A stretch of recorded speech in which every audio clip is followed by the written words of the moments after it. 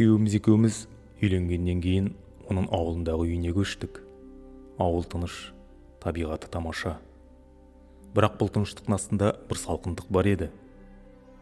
Енем бізді жылы қарсы алғандай көрінді. Бірақ көзқарасында біртүрлі мұздайлық бар. Әсіресе маған қараған сайын бетімнен жылу емес, кек алғандай суық сезім жүретін. Тіпті алғаш түн-ақ мен біртүрлі түс көрдім. Түсімде бір әйел менің алдымда тұр екен. Бірақ беті қара, көлеңке секілді. Сол әйел менің енемнің даусымен шақырды. Шай ғой. Шайын дайын болмаса, тыныш өмірінде болмайды.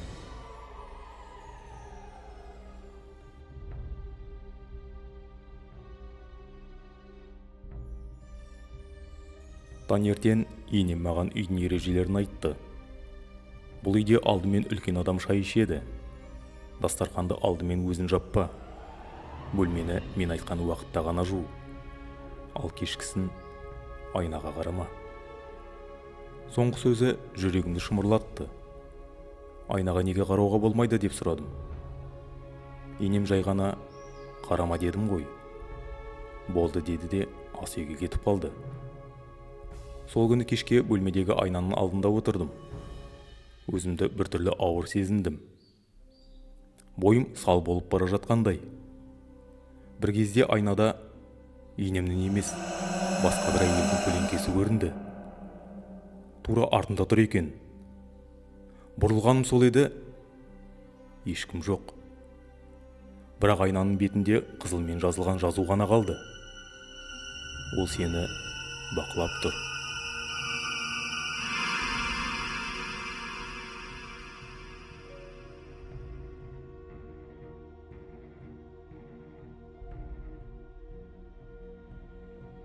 Түнгі сағат 3 шамасында бөлменің есігі баяу ашылды. Есіктің арасынан бір әйелдің сұлбасы көрінді. Бірақ ол енем емес. Ол еңкейіп бөлменің ішіне кіріп келе жатты. Қозғалысы жан түршігерлік, аяқпен емес, тізерлеп жүргендей. Мен қатып қалдым. Қорқыныштан жаным шыққандай болды. Көзімді жұмып оқи бастадым. Бір кезде есік тарс етіп жабылды. Таң атқанда енем қорықтым ба деді. Мен ештеңе демедім. Ол күлімсіреп, бүгін бірінші рет көріп тұрғанын шығар, үйренесің әлі деді. Сол сәтте мен бұл үй жай үй емес екенін білдім.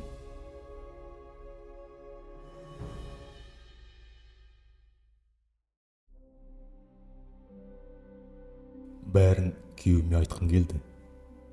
Бірақ ол әрдайым жалтарып, сен көп нәрсені ойлап, өзіңді шошытасың дей беретін. Күйеуім мен енем арасында бір құпия бар секілді. Ол анасының не айтса да үнсіз келісетін. Бір күні мен оның бөлмесіндегі ескі фотоальбом тауып алдым. Ішінде күйеуімнің суреттері бар. Бірақ бір суретте тура менің бөлмемде тұрған бір әйел бейнеленген. Оның көзқарасы сол баяғы түнде көрген сұлбаға ұқсайды. Артында жазу тұр. Жаңа келін 1993 жыл. Ол кім еді? Не болды оған?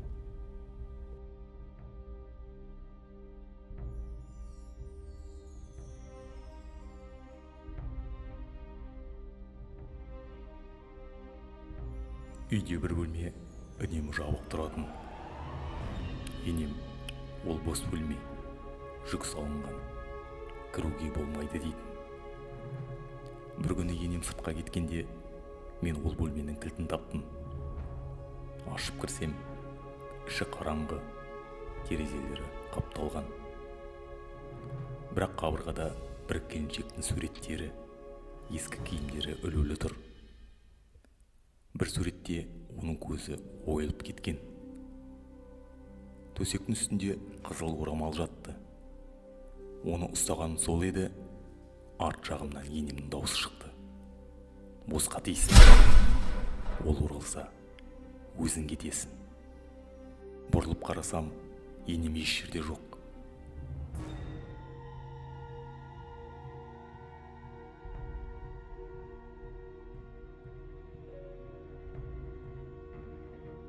Ол түн мен бұл үйде өткізген соңғы түнім болды. Тағы да үш, тағы да есік ашылды.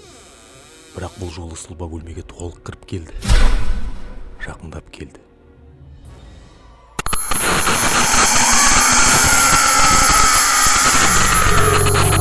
Мен дем алмай қалдым. Бұл сол ескі суреттегі келіншек. Ол маған қарап, маған көмектес. Мені бұл жерден босат деді. Арт жағынан енемнің қатты айқайы шықты. Ол сені алдайды. Ол жын. Бөлме кенет ысып кетті. Айналар сарт-сұрт етіп жарылды. Мен тек жылап, Құран оқи бастадым. Сол сәтте есіктің көзі ашылды ма? Мен далаға қарай жүгіріп шықтым. Бұл үйден кетіп құтылдым.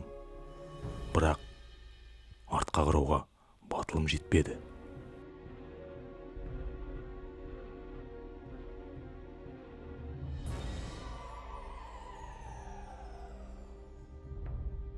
Қазір мен қалада пәтер жалдап тұрамын. Күйеуім хабарсыз кетті. Енем де естіген жоқ. Бірақ кейде түнгі сағат 3-те мен оянып кетемін. Есігім сықырлап ашылғандай болады. Кейде айнада арт жағынан бір көлеңке жылт етеді. Мүмкін ол келіншек мені шын босатқалы келген шығар. Ал енемше? Мүмкін ол үйдің нағыз иесі жын емес, енемнің өзі болған шығар. Себебі ол үйге кім келсе де тыныш өмір сүре алмайды дейді. Себебі енем жынның өзі.